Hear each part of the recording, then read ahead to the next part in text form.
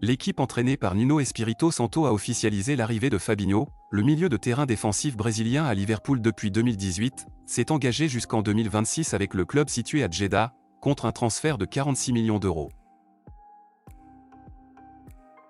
Laissé libre depuis le départ de Jordan Henderson, le brassard de capitaine de Liverpool a trouvé un nouveau biceps autour duquel s'enrouler, et l'heureux élu se nomme Virgil van Dijk. Au club depuis 2017, le Néerlandais déjà porteur du brassard en sélection, devient donc officiellement le nouveau capitaine des Reds.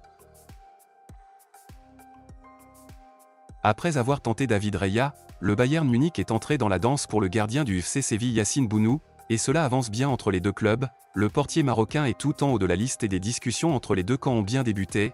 Séville réclame environ 20 millions pour le libérer de ses 2 dernières années de contrat, une somme conséquente que le Bayern hésite encore à mettre pour le gardien.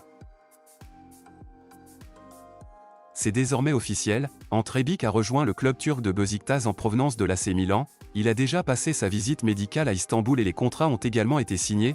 Le montant de la transaction devrait avoisiner les 2 millions, et le joueur de 29 ans portera le numéro 7 la saison prochaine avec sa nouvelle équipe. Al Hilal a décidé d'intensifier ses négociations pour essayer de faire venir Victor Osimhen. Les dirigeants saoudiens, après avoir discuté avec l'attaquant, ont envoyé 2 offres, de 120 et 140 millions d'euros à Naples ces dernières heures, 2 propositions refusées par les Italiens qui attendent une somme encore plus élevée pour céder. Selon des informations rapportées par le média anglais The Evening Standard, Kane serait prêt à rester à Tottenham si aucun accord n'est trouvé entre les deux clubs avant le début de la saison de Premier League.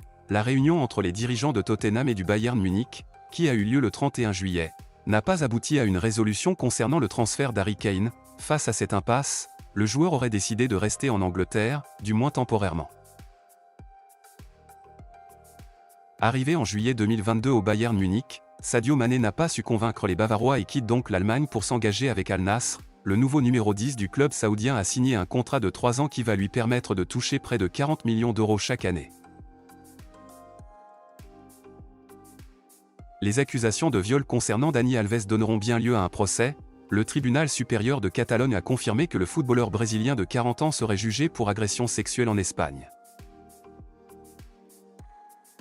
Selon les informations de Sky Sport, Chelsea et la Juventus envisageraient ainsi un échange entre les deux attaquants. Dans les faits, les Blues veulent surtout se débarrasser de Lukaku en optant pour le Serbe, et la vieille dame réclame 50 millions d'euros, alors que les dirigeants londoniens aimeraient dépenser entre 30 et 40 millions d'euros. Le PSG est bel et bien de retour dans le dossier Kolo Muani et les discussions sont concrètes, mais il n'y a pas encore eu d'offre officielle de Paris, qui cherche d'abord à trouver un accord avec le joueur. Le PSG a bien indiqué son intention de casser le contrat d'Ousmane Dembélé moyennant 50 millions d'euros. Cette procédure laisse désormais 5 jours au club parisien pour finaliser le dossier, un temps durant lequel Paris et Barcelone peuvent encore discuter.